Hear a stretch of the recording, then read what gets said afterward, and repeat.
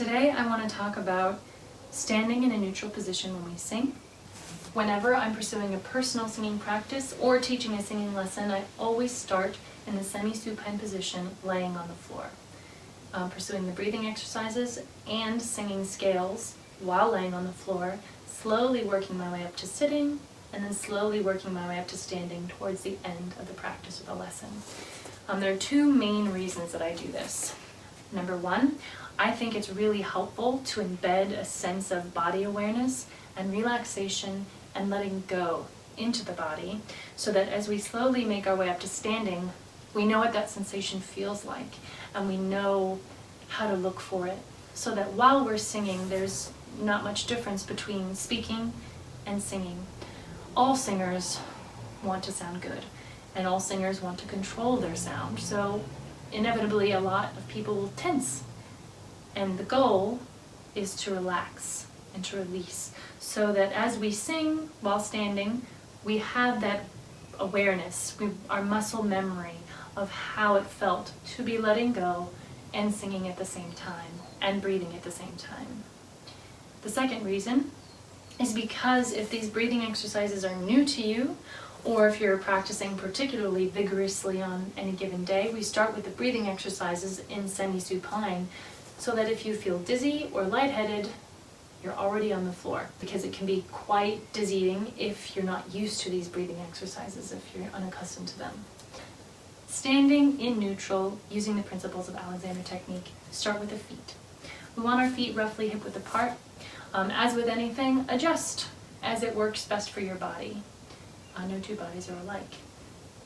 Take note of how your weight is distributed in your feet. Is your weight more to one side or the other? Is there a way for you to find a balance between the two? Same with forward and back. Take note, do you tend to put a lot of your weight in your heels? If so, see if you can find an even balance, and even try to bring more of your weight into the balls of your feet.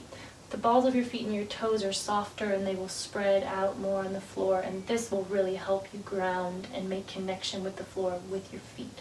So if you ever notice as you're singing that you lean back into your heels, see if you can just gently bring yourself back forward into an even more forward position. Next is the knees. We just want to keep them soft, so if you find you're locking your knees or if you're keeping them fixed in a bent position, just when you're singing, just kind of take notice of them and just give them a little wiggle. Next is the hips and the pelvis. This is really important for us to try and find a neutral position for this, so that we can open up here and breathe deeply. I tend to overextend my back, overarch my lower back, so it's really useful to over-articulate movement in the pelvis, so you can move it really far forward, if you can see that, and really far back. And try it a few times if that's useful for you, and then see if you can just get a sense of those feelings and then let it drop.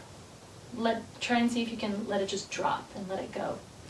And then from the lower spine, let's see if you can let that feeling of the drop ripple up, so that the spine comes into alignment.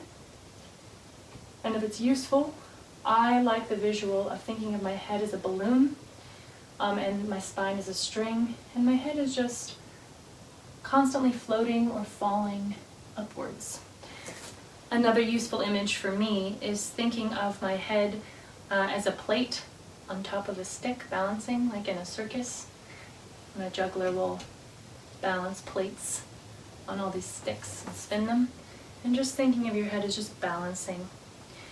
I would also encourage you to think of standing in neutral, using Alexander technique, as an ongoing balance, an ongoing conversation between all the different parts of your bodies. We're not looking for any perfect, neutral, and fixed held position.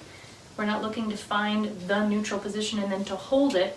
We're looking to develop an awareness in all these individual parts of our bodies, and if we note that we're locking one knee, for example, we can let it go, and then note how that helps this hip release, for example, and just note that if you're holding tension in one shoulder and then you relax, how this side of your neck might open up. So it's an ongoing balance, an ongoing conversation. So I would encourage you to be gentle with yourself as you look for this neutral. Another thing I would note is that if on any given day you're struggling to be soft in a standing neutral position, try incorporating movement. Try jumping jacks or yoga or any kind of release work, something as simple as bouncing. Be sure to let your sound be disrupted. We're not trying to sound perfect while we bounce, because that means I'm holding tension in my chest. I want to let the sound be disrupted.